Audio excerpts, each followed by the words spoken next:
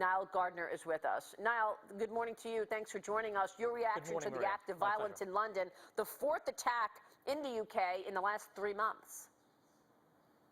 Yes, yet another abhorrent terrorist attack on the streets of London, an act of real callous disregard for human life once again in London, although in this particular case it seems to be the actions of one sole individual who seemed to have a sort of hatred for Muslim people, and so we have a number of casualties at this time. But this is certainly an act of, of tremendous evil by this particular individual. And London certainly, I think, has been under a sort of state of siege over the past few months. This is the fourth act of terrorism on the streets of London in recent months, and I think that certainly the city is on very, very high alert. But without a doubt, of course, London, I think, is a very, very resilient city, but it does face, of course, an immense threat from terrorism. Meanwhile, almost exactly a year after Britain voted to leave its biggest market, formal negotiations on the UK's exit from the European Union are getting underway today in Brussels. I guess it's 6 hours ahead there. The negotiations are underway. Here's what negotiators on both sides had to say at the outset of talks earlier today. Our objective is clear. We must first tackle the uncertainties caused by Brexit. First for citizens, but also for the beneficiaries of the EU policies and for the impact on borders. We will do all that we can to ensure that we deliver a deal that works in the best interests of all citizens. To that end, we're starting this negotiation in a positive and constructive tone. Niall, what are you expecting? Prime Minister Theresa May still hasn't formed a new government, so is that affecting the talks? Well, I do think we have, a certain degree of stability right now in London. The Prime Minister has formed a minority government. She is in discussions with the Democratic Unionist Party, the DUP, the Northern Irish Party, in terms of a deal that will allow the British government to be able to govern effectively. So I think that, the Brexit process is certainly underway. It's not going to be derailed by this recent election. And I think you are going to see a conservative government in place delivering Brexit. So the negotiations are kicked off today. Those negotiations will last for 2 years, through until the end of March 2019.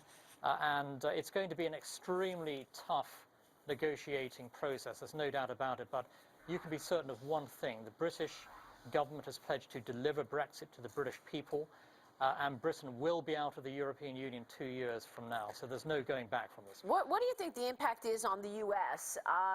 And I want to get your reaction to what's going on in the U.S., given the fact that we've got such obstructionism going on. The president has communicated an agenda, and yet the critics just are pushing back and not allowing him to execute that agenda. When it comes to health care reform, we're waiting on the Senate. When it comes to tax reform, we're waiting on health care. Yes, and also from the point of view of the British, of course, I mean, they're very keen to strike a free trade agreement with the United States. And so those discussions really have already started. And I believe that President Trump is very strongly in favor of such an agreement with the United Kingdom. There's strong momentum also on Capitol Hill for this. And so I hope that, we are going to see the strengthening of the special relationship over the coming years, and the implementation of a free trade deal between the US and the UK, the world's biggest and fifth largest economies, as soon as Britain leaves the European Union. So I hope that this isn't derailed by all the internal politics here in Washington, which frankly has been extremely corrosive.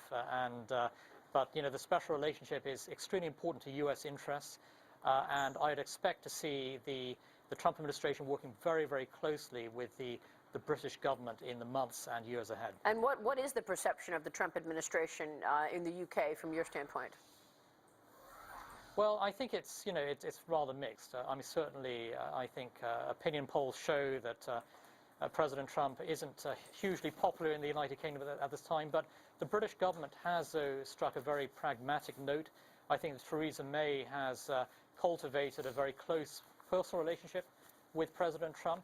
And I think that the British government is very, very keen to work closely with the Trump administration on a wide array of fronts, not only, of course, on the trade and Brexit issues, but also with regard to transatlantic security cooperation in the face of a rising Islamist threat, and also in terms of defense cooperation as well. So I think that, yes. When it comes to business, the financial services industry, the U.S. financial services industry has a real foothold in London.